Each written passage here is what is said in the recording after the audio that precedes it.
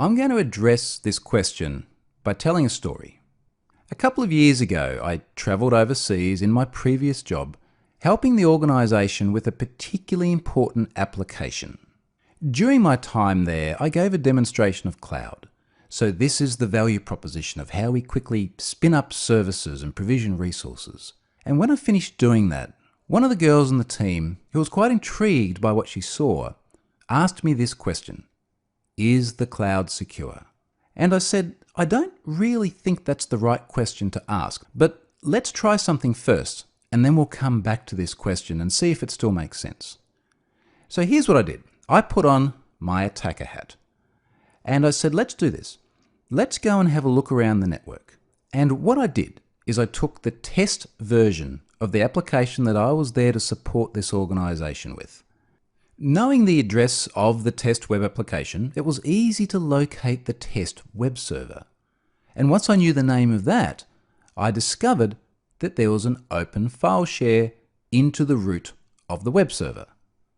Now, what I mean by open is that anyone could access it, so no access controls. If you could plug into the network, you could access the files in the root of the website.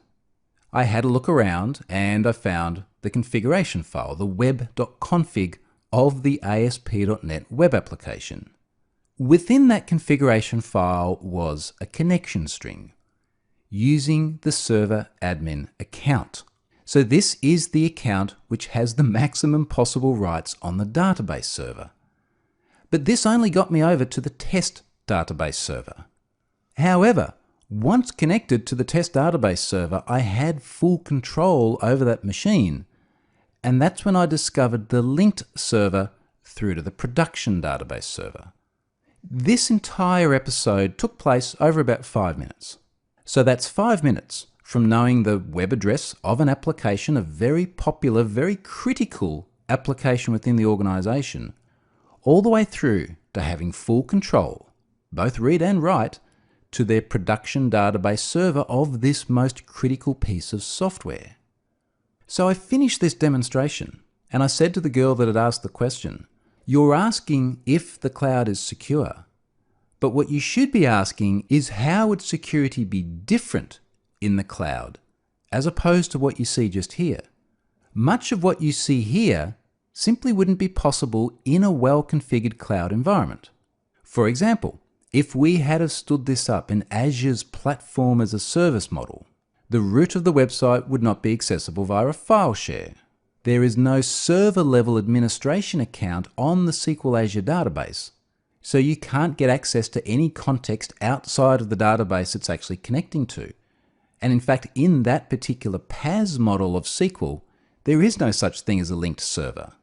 And whilst, yes, it would have been possible to configure the cloud in a very insecure fashion, and we'll talk about that as we go through the course as well, so many of the defaults of a good modern cloud implementation would have made it much, much harder to mess up the security as badly as they had in this case.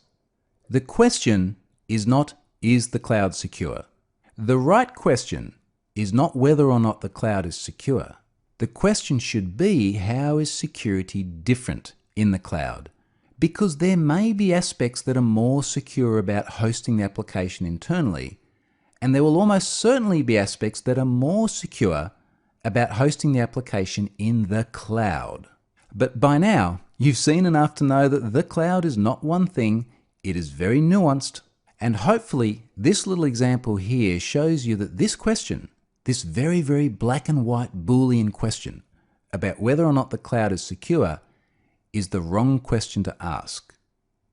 Let's go and wrap up this module, and then we'll move on and start actually looking at aspects of the cloud that are both less and more secure than that traditional on-premise hosting model.